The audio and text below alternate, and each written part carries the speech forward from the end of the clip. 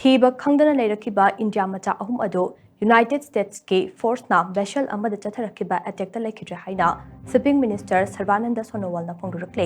hiramasiga mari leinana Shipping Minister Sarbananda Sonowal na hai thodok adu yamna laibak thiba thodok amani amade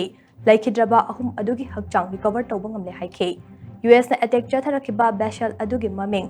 Stevelo kawe vessel adu da puna crew kunipan yaukibane Madugi manungda kunmarina India Machade ani amana Pakistan Machani aduga Russia amasung Ukraine dagi mi amamamsu yaubi attack adu Gulf of Oman da chatharakibane US military na phongdorakpagi matung ina vessel adu Iran dagi thau puduna rakhibane adu oinamak instruction in dabadagi attack adu chathakibane attack adu da India Macha kunmathoi mai pakna rescue tawrabam batung ahum thiba khangdal lerakibane